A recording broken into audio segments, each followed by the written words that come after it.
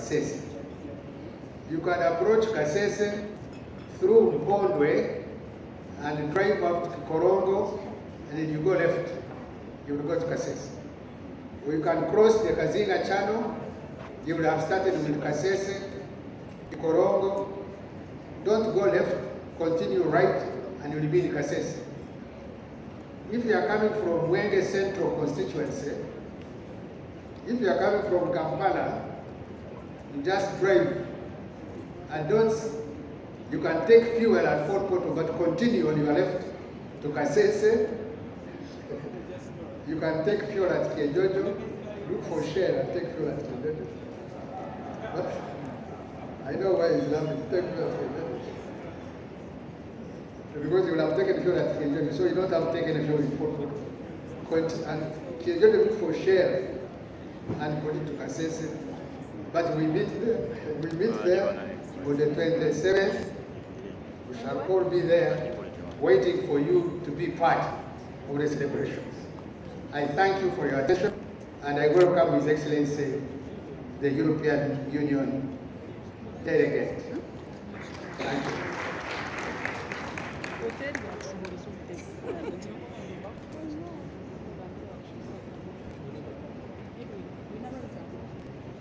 Honorable Minister, I agree. You fuel either in Georgeville or in Fort Portal at Shell.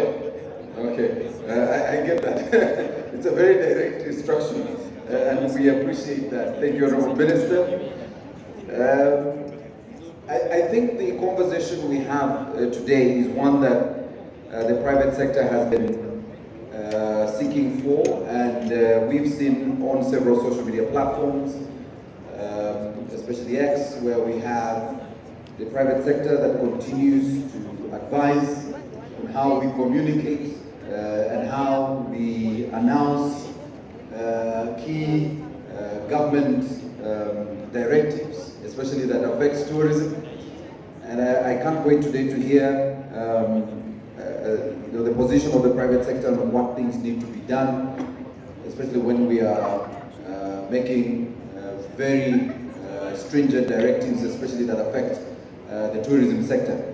But that said, the Minister did recognize the arrival of His Excellency Jan Sadek from the European Union. We appreciate you for joining us, and we appreciate that you found time to come and join us on the panel, and we will, of course, be listening into your presentation.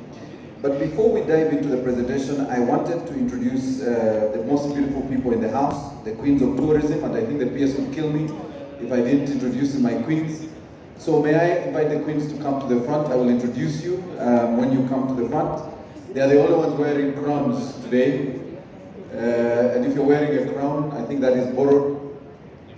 These are the only ones allowed to wear a crown in this thematic conference.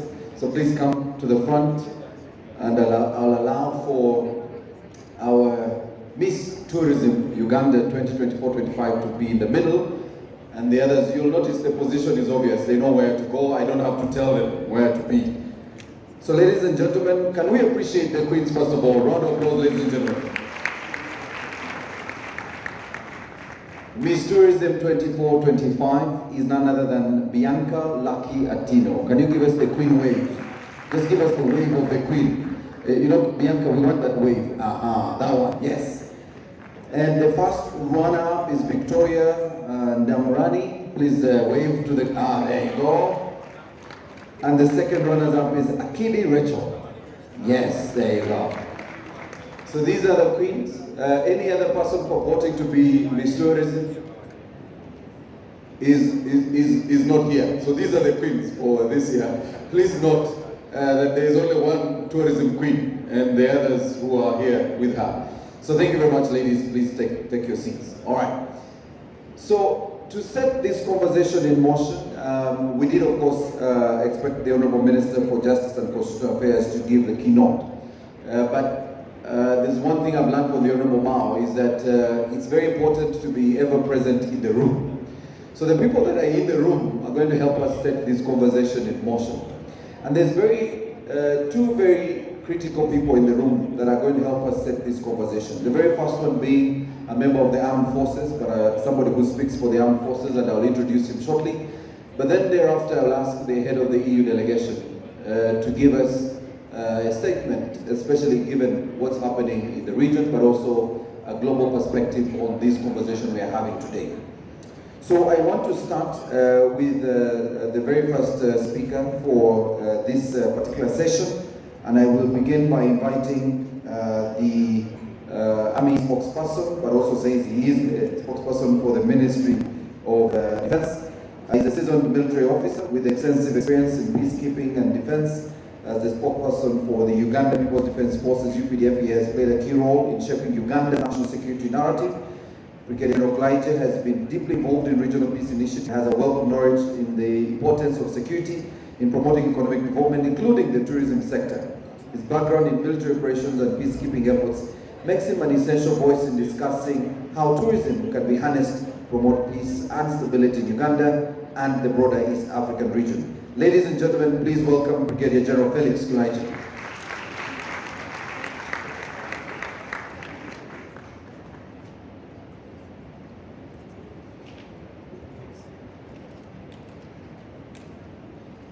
The Honourable Minister of Tourism,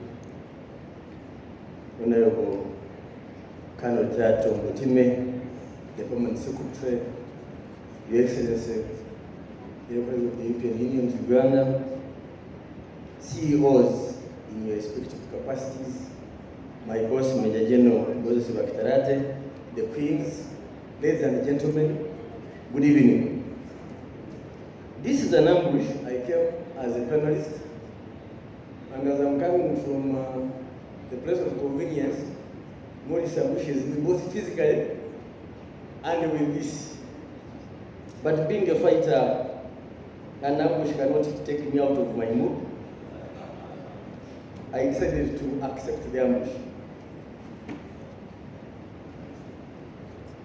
The nexus between tourism and security should be of interest to every sound-minded human being. When I came in, I found they were showing the Tell Mountain on the road to Washington. You know the mountains in South Africa, but we have it here. Just yesterday, on my way to Kotido, I photographed it. And I was sharing with my brother, Professor. Then, before we came here, then I came in and I thought it was on the screen. Before you talk about security, can you trust Ugandans to know their country? For starters. So, Honourable Minister, yesterday, on Monday, I took a team of journalists from Uganda media houses on a tour of Karamoja. We covered Moroto yesterday, on Tuesday. Yesterday we were in Kotido, where I was initiated into the GA community as an elder. Today they are in Kabomo. Tomorrow they will be in Karena, and they will be in Kidepo National Park. Why? I wish Ugandans to know that Karamoja is now secure.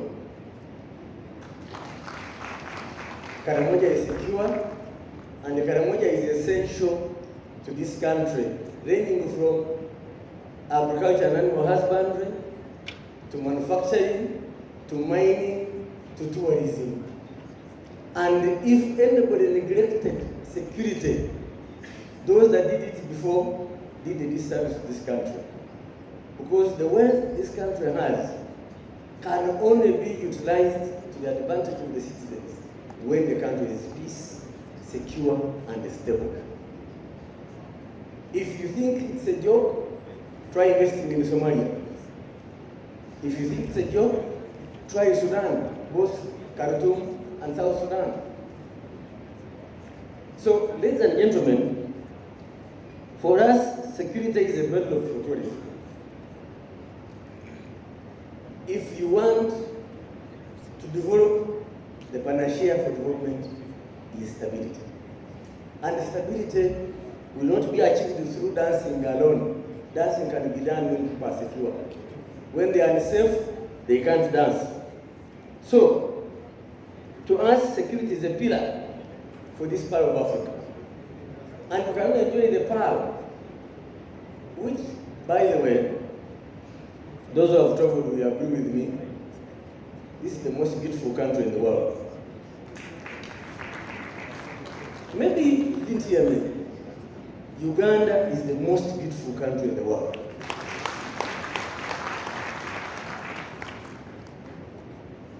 You travel from Chanika to Kidepo, and you are seeing nothing but beauty. A wealth of flora and fauna, a wealth of wild animals. We have 3,000 bird species in this country. So if you're interested in bird watching, when I get interested, the former President Carter visits Uganda to do bird watching, and I'm assigned to provide security to him.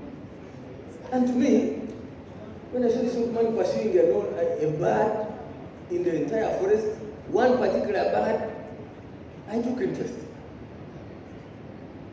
That's when I learned that no country has such wide species of birds like us. 3,000 species. Did you know? So, tourism can only survive when we who provide security do understand this nexus I'm talking about. When we who are living in this country do appreciate the variety this country enjoys and why others are coming here. And you can only know through two ways. Either you read, which many of us are averse to. Somebody made a joke that if you want to hide anything from an African, hide in a book. And I want to tell you, when the minister have confirmed it. I did a survey in my own way. I hid something in a book. After 4 years, it was still there, and it was treasury. Let's be interested in seeking knowledge. Two, the other way is travel. And traveling in this country, you in Kampala, people talk about potholes. You travel across this country, you are relaxing in your car, no pothole, everything is peaceful. We went to Karamoja in the night, no escort. Many of you know I don't have a convoy because I believe we have secured in this country. And you can travel day and night. So, first of all, or secondly, no one can ignore the contribution of tourism to Uganda's economy. You guys in the tourism sector, you are very key. You are very key. And for me, I honor you, I value you. When Wakesa called me, I said, at any time, whether night or day, call me, we shall meet, and you will tell me what I should do better to enhance tourism.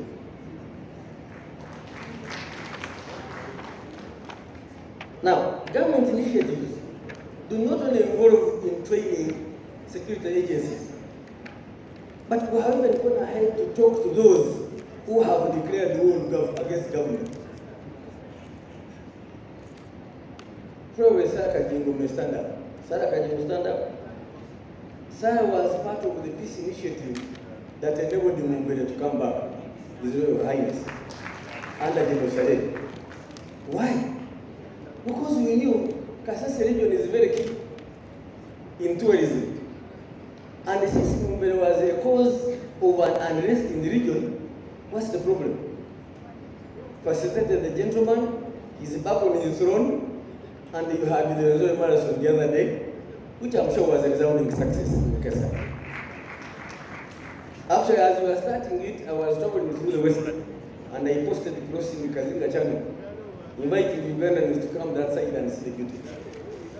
I've just returned from Kotido today, another beautiful part of this country that one should love to visit. People present Karamoja as a semi-desert, arid place. You need to see the greenery that is there now. So, ladies and gentlemen, in the tourism sector, the security agencies in this country are not only your allies, but they are your adverse party in ensuring that the tourism sector scores success. And we shall not rest as UPDF to ensure that everybody in this country is free to live here. It's up to you to go out on your own choice, but no one will disturb you from staying. But most importantly, can you invest in tourism? Since we have that, the potential of tourism in this country is immense. I don't think the industry is saturated. Madam, UTB, is it saturated? No. It's elastic. I stand here to tell you, you cannot go wrong if you invest in tourism in this country. The returns are enormous. I know what Amos is enjoying, although he has not shared with me. Lastly, communicating security matters becomes a challenge. How you balance the both between alerting the citizens about a potential, not impending, a potential danger, and yet you don't scare away tourists, is a factor that we have had to not actually discussing, but first was a quarrel between the tourists, those who are in the tourism industry, and us to do the communication. And I said, and I keep repeating, want to repeat it in the open, Mr. Wekesa, I am open to discussion. I am open to advice. I am open to education on how best we can communicate to alert citizens about any threat to security without scaring your clients. Because you must earn money for me to get this uniform. So the linkage, there are forward and backward linkages between security and tourism. And anybody who does not understand this, I am willing to go on the blackboard and teach. But ladies and gentlemen from the media, people in the public service, and I want to end with this note, Madam PS. Some individuals in offices think they have arrived. Investors approach them and they find they are telling them, I will look at it, and they put in the waiting tray. Can I say that we in public service are not an end? We are a means to an end. So whatever you do, wherever you are, better hasten the processes so that the guys who are bringing the money, they can invest so that you and I can be paid better. I would like to thank you for this organization. May God bless you. May God bless you, Ghana.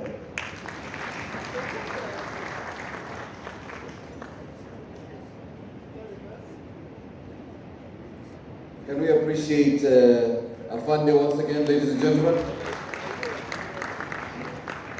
Thank you very much. And many may not know, he's also a former member of parliament representing the UPDF.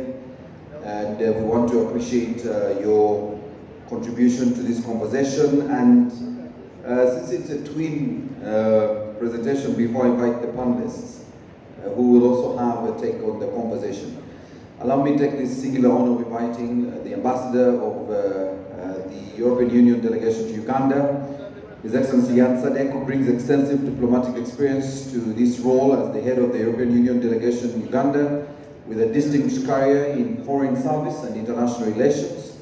Ambassador Sadek has been at the forefront of fostering strong partnerships between the EU and Uganda, particularly in areas of governance, peace and development. He is a firm advocate for EU's support in promoting sustainable tourism and patient initiatives in the region. His insights on international cooperation, peace building and tourism make him a key panelist for the Thematic conference. The ambassador will be speaking to the international perspective of the impact of conflict on tourism and also the role development partners have played in pacifying conflict zones. Ladies and gentlemen, welcome with me His Excellency Ambassador Jan Sadek.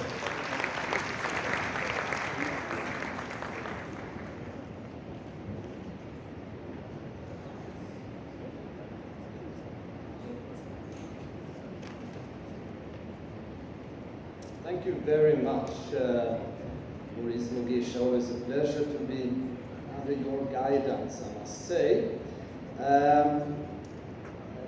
Ladies and gentlemen, let me start by acknowledging here the presence of the Honourable Minister of Tourism, Wildlife and Antiquities, Colonel Tom Butime, accompanied by his Permanent Secretary, Doreen Katosima. Great to be in your company here. I also see many other dignitaries, such as the head of the Tourism Board, Lily Ajarova here, and also greeting our Brigadier General from the UPDF, Brigadier General Kulayikia, if that's correctly pronounced. Also the many representatives of the tourism sector, including many CEOs, and I see my fellow panelist Amos Wikesa down there, a good friend of mine. I will have missed many here, but I don't want to miss the misses, so to speak, the many miss tourism. Great to have you here. So I say, distinguished guests, ladies and gentlemen, all protocols reserved.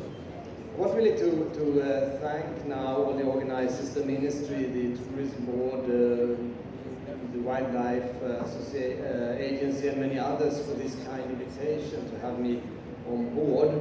It's really an honor for me, and I can tell you that tourism is really one of my favorite topics here in Uganda, together with some others like coffee and like renewable energy. You have to understand that for me this has very positive connotations. There's also many synergies. I can think of tourism and coffee, for example. Who cannot be happy when you think about tourism, I think. And then also it creates jobs, and that is one of the main priorities of the European Union-Uganda partnership. So I'm very happy to be here. My own claim to fame, potentially, is that I'm both a tourist, you could say, a host, and a development partner. I think as a diplomat in any country, you're a bit of a tourist, don't you think? At least you understand what tourists want. And I see myself a little bit like a mirror for you to reflect with, and for you to understand how you and Uganda are perceived by European tourists.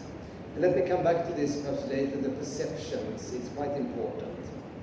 Then I'm also a host of many of my friends who come to this beautiful country to visit me, but who also take the opportunity of visiting Uganda, of course. I think this, my contribution here is not even a blip on the tourism statistics here, but it means that I have a good idea, I think, of what your country can offer.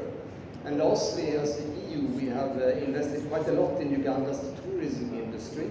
Not least historically, I think, with support to the national parks, but also recently together with the UDB, when we had provided support and recovery for hotels and tourism tour operators during COVID.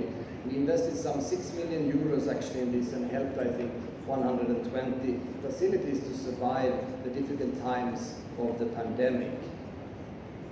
If I may, Maurice, where he is now, to be a little bit philosophical here in my beginning of my remarks, because when I heard about today's event, tourism and peace, I was a bit puzzled. Tourism and peace, isn't that a bit of a far-fetched combination? Is it not even a bit sensitive to and counterproductive to discuss security threats, conflict, and negative travel advice instead of all the beauty that Uganda has to offer? But the more I thought of it, actually, the more relevant it seemed.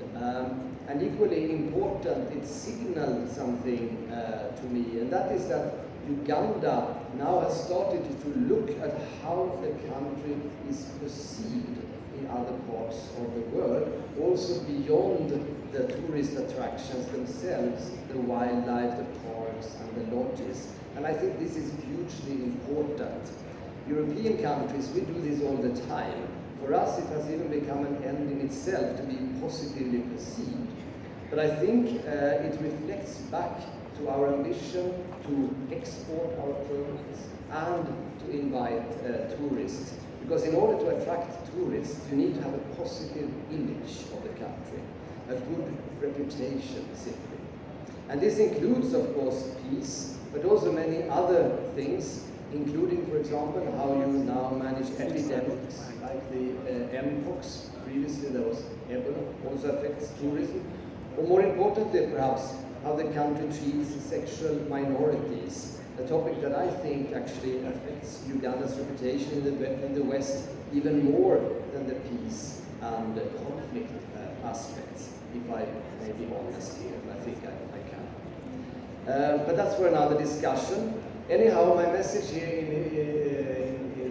the onset is one of appreciation, really. Congratulations for having the bravery to encourage discussions on this delicate theme, tourism and peace. And please continue investing in your image on how Uganda is perceived abroad. So ladies and gentlemen, on today's topic, let me just discuss a few angles.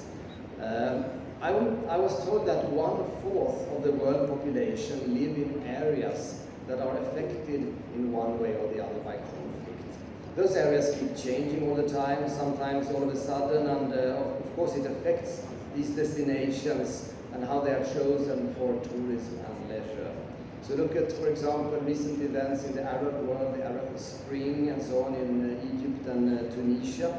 They had tourism as a major economic contributor in their economies, much higher than the average of 10%, which is the global average for tourism on the effects on the GDP around the world. I was actually in Cairo myself during that time. I could see how it was really sad to see all the hotels and the resorts being so empty because of this conflict, you can say, of instability. And it's obvious to everyone that peace is really a prerequisite for the success of tourism. But let me then add again that the perception of peace is as important as the factual and real peace in a country. If we look at the Global Peace Index, which exists on levels of violent crime, political instability, and access to weapons, and many other parameters, Uganda is ranking 126 out of 163. And interestingly, if we observe, there are some countries that are more insecure, actually, than Uganda. For example, Ecuador and Brazil in South America, with lower ranking, 130 and 31. But they actually have a higher appeal in the tourism business than our part of Africa. This is also very important to keep in mind. And it happens that even after conflicts end, countries often struggle to rebuild their international image, deterring tourists for years or for decades. Perceptions of insecurity are difficult simply to shake off, and countries may suffer for long-term declines in tourist revenue. So I think it is for Uganda to find out if this is relevant for Uganda, and if this has to do with marketing or with media coverage, history or stereotypes. But if you allow me again to be frank and honest, I'm afraid that sometimes Uganda is slightly burdened with a negative perception from the outside, at least as I see it from the perspective of some European, or many, if not all, European countries. It seems to me really when I ask people in Europe about, tell them I work in Uganda, you know, and the first thing they tell me, actually, they talk about Idi Amin, strikingly often, you know. So Idi Amin still has some kind of very strong link to Uganda in Europe. Then I must also say the Anti-Homosexuality Act comes up as a good number 2, and only then people will talk about gorillas and other positive things in Uganda. So of course, you know, and I think it's the same for you. If I take a random European country, you will know very little about it actually. So we shouldn't think that people around the world know very much about our countries, you know. There's only little knowledge around. And this may in the end affect their choice of tourism destinations. It's something every country has to think of. I realize now that I'm swearing a bit in church here, but I think I should be honest. But I should also say that there are countries that have emerged from conflict and that have come around actually quite good using their tragic history and transformed their narrative into peace tourism initiatives, where tourists visit places that emphasize reconciliation, conflict resolution, and historical lessons about peace. And I'm thinking, for example, about Rwanda with its genocide memorials, and about South Africa with its apartheid history tours. That is now not to say that we have to work only on perceptions. Ensuring the safety and security of tourists is of course paramount, and Uganda should prioritize anti-terrorism and anti-poaching initiatives, as well as improve the country's overall security infrastructure to protect tourists and tourist sites, we have to applaud UPDF and UPF for their efforts to keep the country safe and a beacon of peace in a region clouded by instability. And as the Brigadier General said, I was very pleased to hear the commitment really from UPDF to support the tourism industry. This is very, very important, and shouldn't we give UPDF a warm applause for this ambition?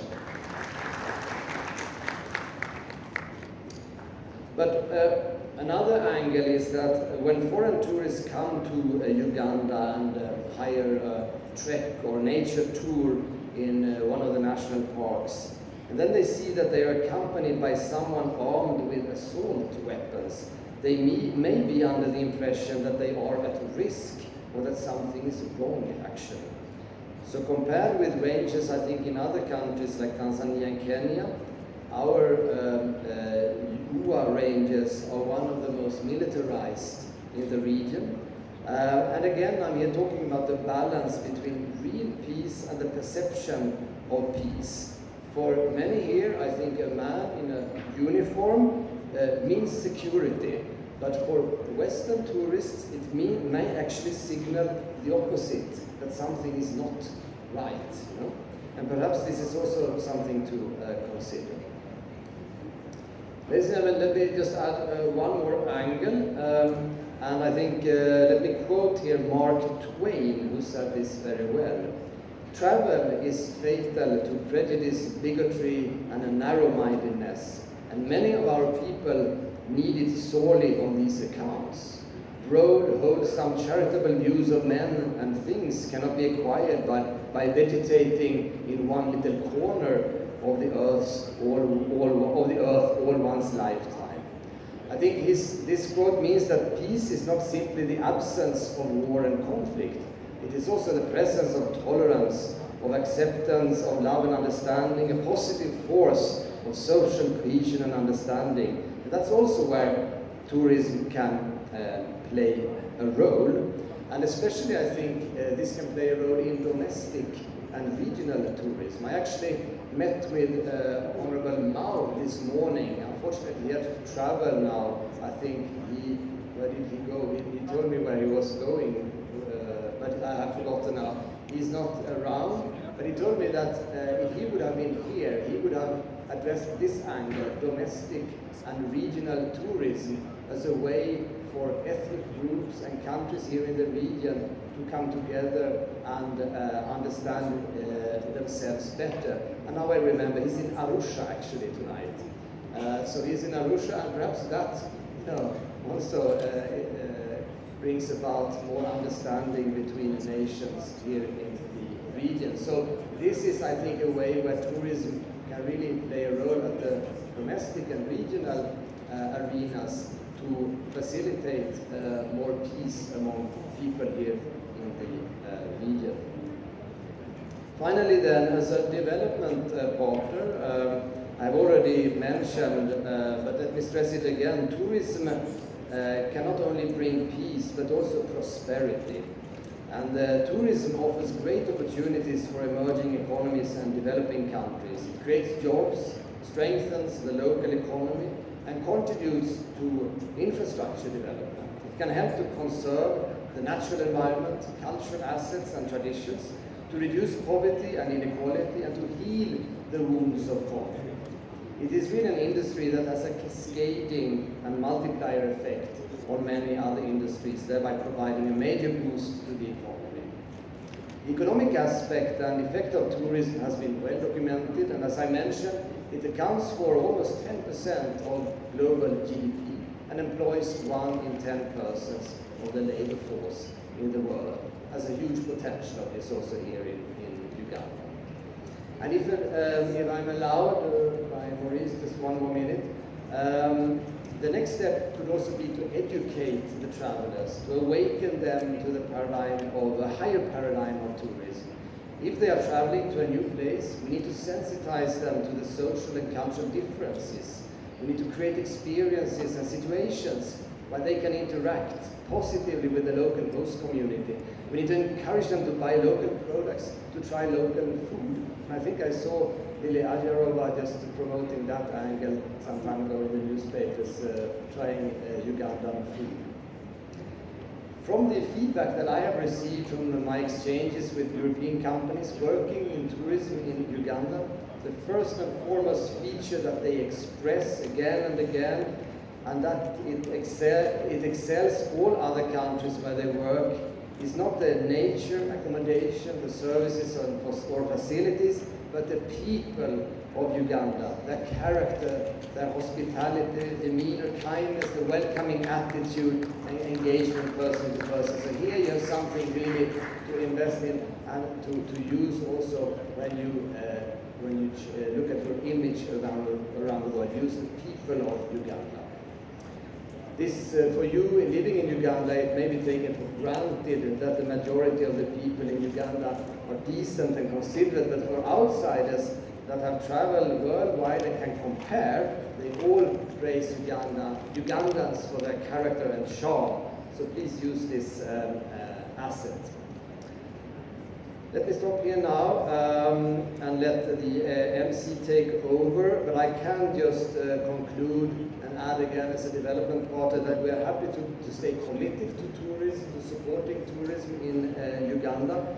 And for that purpose, let me now announce an incoming program of about 10 million euros with the objective to increase Uganda's visibility and attractiveness as a sustainable travel destination, increase local communities' participation in and benefits from tourism, exactly what I've been talking about, and a facility to provide competitive conditions for access to finance for the private sector working in tourism. Thanks a lot. Long for my many remarks. Thank you for bearing with me. Thank you very much.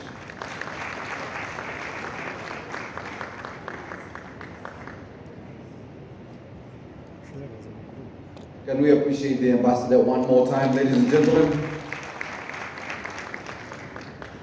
Those who may not follow the ambassador on X, formerly Twitter, you should, because he does share quite a lot of his experiences, including his travels around the country. And I know not so long ago, he was in one of Lily's parks and did share his experience in the park. And so he's clearly a dear friend of Uganda and a promoter of Explore Uganda. And we want to appreciate the European Union for your support to the sector. Can we also appreciate the 10 million euro, surely? Because this is coming into the sector. Thank you very much, Ambassador.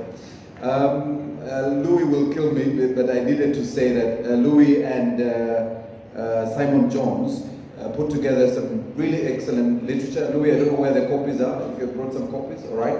So I'll ask Liazi and the team, there's some copies for some of the stakeholders. They've done quite some writing on sustainable tourism economy here in Uganda. It was released in March 2024. It should be a good read for those of you who are interested in this literature. It was written by Simon Jones and Louis, who is here from the EU delegation, and the edited version of a broader report produced under the Africa Rise program. So I think if you're one of those interested, Louis is here, you'll get a copy. I want to take the honor of inviting the other panelists to the podium, and I'll read their profiles as they come to the stage. I will begin with none other than Amos Wekesa, who is one of Uganda's most prominent private sector leaders in the tourism industry, as the founder and CEO of the Great Lakes Safaris and Uganda Lodges. He has made significant contributions to Uganda's tourism sector, establishing it as a major driver of economic growth and job creation. Mr. Wekesa is passionate about sustainable tourism and its potential to promote peace and development. He's a strong advocate for community-based tourism and regularly speaks on the importance of preserving Uganda's natural resources and cultural heritage. His vast experience in the tourism industry, coupled with his visionary leadership, makes him a valuable contributor to the discussion on tourism and peace. Ladies and gentlemen, welcome Mr. Amos Wekesa. I must please do take any of the white seats. Please leave the black seat, the white seats. All right.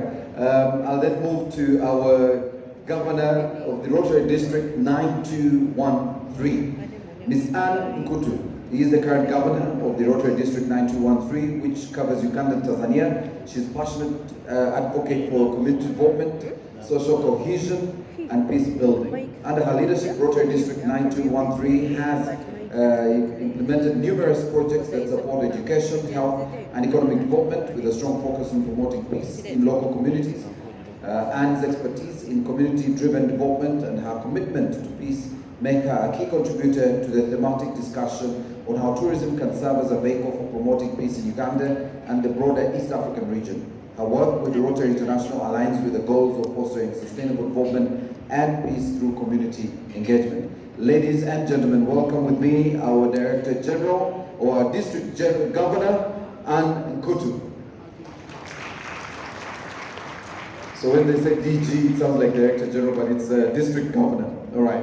Ladies and gentlemen, this really forms our panel, and I want to take the pleasure of inviting Amos and Anne to make some opening statements, because this is very critical. They represent a key sector within the industry. And I'll begin with Anne, because Wekesa is still pitching the Resori Marathon to the ambassador. So, Wekesa, you can start this.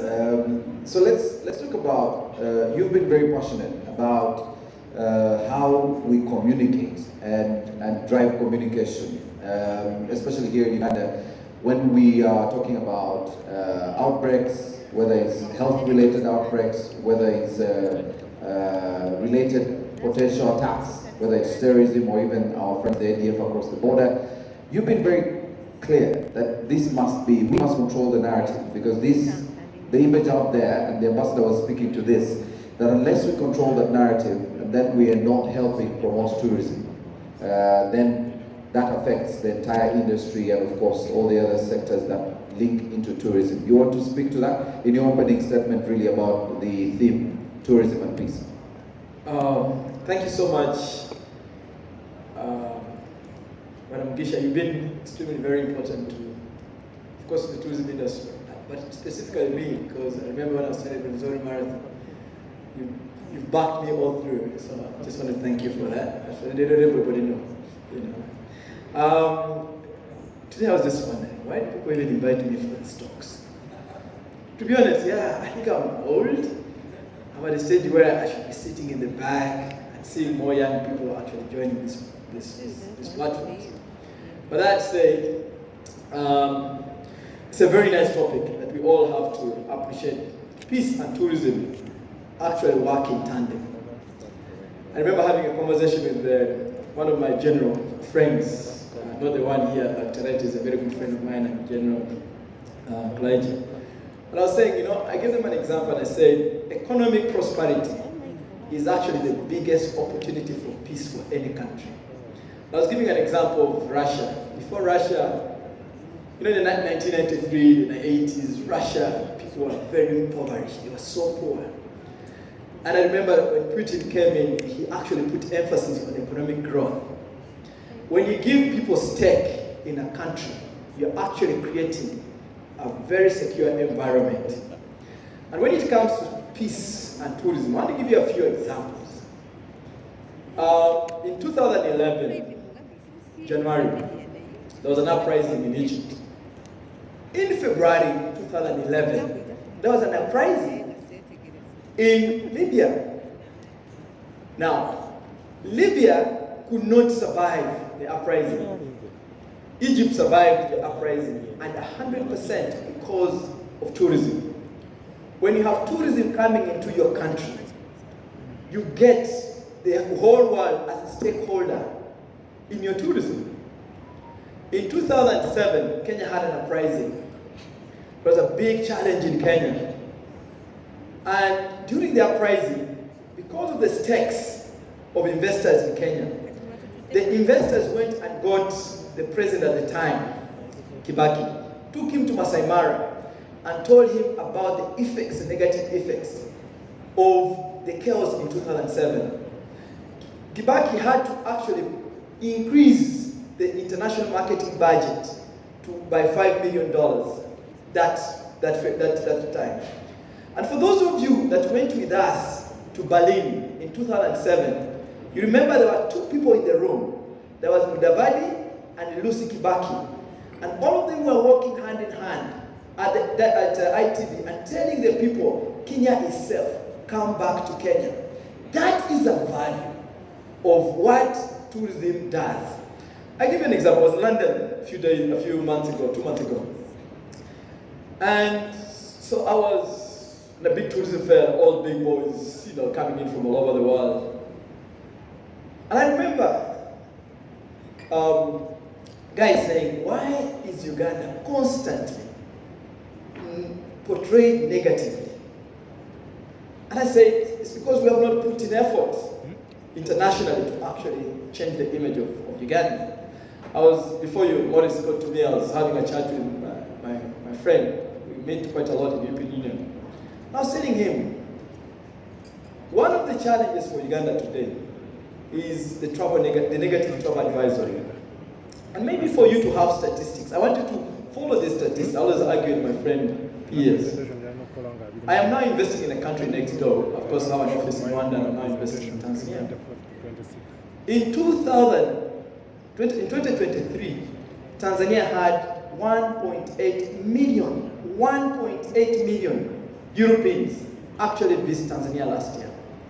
When you look at individual contribution of tourists from Europe to Tanzania, Tanzania had 111,000 French people last year. Germans were 93,000, but we're not talking about the islands. In the same period, when 111 French people went to Tanzania last year, Uganda had 3,200, it was 3,002. Go and look for those statistics. Government published those statistics. While Tanzania had 93,000 tourists from Europe going to Tanzania mainland, Uganda had 4,860. Now, when you put the totals together, you realize that Uganda got 1.5% of what numbers from Europe went to Tanzania. This country is bigger than that. This country is better in many aspects of our tourism potential. Now, one of the things I would like the government of Uganda to do is to understand that when tourism grows, every sector grows. And I've always given these great examples. When you have 3 million tourists, forget about their arrivals. When you see the statistics revealed by Civil Aviation, as Amos, I go through that airport in a month 8 times. On Saturday, I'm going to Tanzania, I come back Wednesday. Then on Sunday next week, I'll be going to Dubai. I sit on the board of Africa Investment Forum, which brings the top chains of hotels in the world that are investing in Africa. So I'm an advisor, I'll be going to Dubai. So when you put those times together, I will have gone out of the airport 8 times and come back 8 times. I am actually counting as 16 people in that month. That kind of counting of statistics must stop. If we want to progress, we need to sit there and say, if Tanzania got 111,000 French people, how does Uganda get 11%? I mean 10%, which is about 11,000. Why do we get 3,200? We need to think in that direction. And it's actually very, very possible. Now, one of the things that we need government to do is make sure that the Foreign Affairs, Minister of Tourism, you're here. We need to engage these embassies. One of the challenges, one of the reasons why we get 1.5% of Europeans coming to Uganda off Tanzania is partly because of the negative travel advisories. Well, how do the negative travel advisories work? When there's a single small attack in Kasese, for example, and 2 people die. Let me tell you, I travel a lot. I've seen on the road, I was in London with my son one day, and we saw 2 black kids actually stabbed, and it never made news. Now, this country is safer than many countries across the world. This country, the Army has done a fantastic job. But we're so obsessed by saying what is not good about us. Now, when 2 people die, or there's mpox, and a foreign, an English and a European embassy puts a negative travel advisory, it is actually a trade barrier. What negative travel advisory does it actually nullifies insurance. Now, when I don't have insurance to come to Uganda, let me tell you, I've been one of the biggest operators in this country. I've been handling British tourists. I can tell you all my agents that come from the UK have said we're tired of marketing this country because of the negative travel advisory. As an individual, I play my role. I can tell you that I have been to the Italian embassy and met the Italian ambassador and said, why do we have this negative advisory continuously? My friend has just told me they need more information from us. We need to engage them. If we sit back in our offices, we are actually allowing this country to go to waste. So it is clear that peace, of course it's issue of peace and everything, but we're talking about marketing. I can tell you, one is that each of us, we have a responsibility of positioning this country to help the government of Uganda. But the government also has a bigger picture responsibility. I want to give you just an example of the Tascalite-Rwenzori Marathon. It started with 800 runners from 4 countries in 2022. Last year we had 2,200 runners from about 17 countries. This year we had close to 4,000 runners from 38 countries. But 3,800 were not the only people. In Fort Portal, in Kasese, there were at least 130,000 people that came to watch. Am I lying? You were there. And hotels in Kasese filled up. Hotels in Fort Portal filled up. We brought in top 10 ambassadors of Nike, Essex, Adidas, all these guys, garments. We brought in 400 runners from Kenya alone. The 400 runners that came from Kenya, over 50% changed their travel dates back to Kenya. They were shocked how beautiful actually that part of the country was. Next year we're expecting 1,000 people from Kenya alone to come and run the same marathon. But I must also say that there's need for government working closely with private sector and pushing an agenda. I can tell you that I went to genocide. I said genocide. We want the army to support. You know, I also called the CDF. And the army sent commandos down there. Not even a phone was stolen during the Tascalite-Rwenzori Marathon. If you see the reactions of all the journalists that came from all over the world, they think, one, this was one of the most organized marathons in the world I've run, but it's also one of the most unique countries they've been to. Right now, I've got requests of at least 100 journalists from the LA Times, top media houses saying next year we also want to come and be part of the Tascalite-Rwenzori Marathon. So Honorable, I'll be coming to you, such that you can actually buy this ticket for those guys and come and enjoy the country and be able to market the country. But the impact, just before I finish, the impact is crazy. In 2000, we did research last year. About 12 billion shillings was actually left in the economy of Kasese. This year, there's somebody called Job from the Ministry of Tourism doing the research, but we're expecting that at least 25 billion was spent in Fort Portal, Kasese, Rubirizi, and all these places. So we have, this for me, I want to show people that you can have a one marathon that can attract people from all over the world. But this can be replicated in Rira, the north, the east. Let's not sit back and only wait for government. When I complain on the road. I complain when I'm doing business. So as private sector, you not have a right to complain if you're also not trying to push an agenda. Thank you very much, Amos. Can we appreciate Amos, ladies and gentlemen? And I always like the fact that he uses numbers. And so if you doubt his numbers, please consult.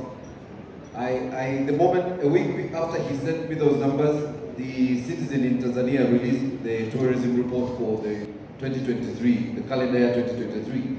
And in fact, their total number of tourists for the year 2023 in Tanzania was 2,026,000. Yeah. And that means the 1.8 were from Europe, represented the bulk of the tourists going into Tanzania. So the other 10%, you can tell, was probably the rest of Africa and the other countries. So these numbers are out there. He's not picking them from the sky. They actually are very accurate. And the report said that Tanzania had seen 22% growth in tourist numbers in the year 2023. That's factual. I was just rechecking my data here on the phone. Before I invite Anne to speak, I want to recognize the Deputy Representative of the UNDP in Uganda, Ian King. Thank you so much for joining us. The UNDP has been very very and of course the Ministry of Tourism in this sector. Thank you very much, UNDP, for your support. And the Rotary, as we all know, and if you're a member of Rotary, please raise your hand. Anne needs to know who the people are. Rotary members, if you're also in Rotary, raise your hand. I need to see that we're here. Now, Anne is our president. This is the boss, or the governor. Okay, don't downgrade the title, but it's okay. Okay, our district governor, and we know Rotary is one of those institutions and organizations that promote peace. As one of the missions, promote peace around the world. You clearly, as an institution or as an organization, understand the value of peace to tourism. You want to set the stage. I will, and thanks. The title is District Governor, and I'm glad that I have many members in the room. But I want to thank the Minister and the Ministry of Tourism for inviting us to be part of this panel this afternoon. So I speak on behalf of Rotarians across the world, as well as Rotarians in Uganda.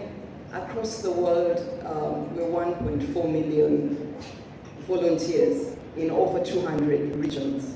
And in Uganda and Tanzania, we're about 50,000 Rotarians and Rotarians. So I'm speaking for quite a big. yes, I think we need to bring the conference, the international conference, to Munyonyo now. Yeah.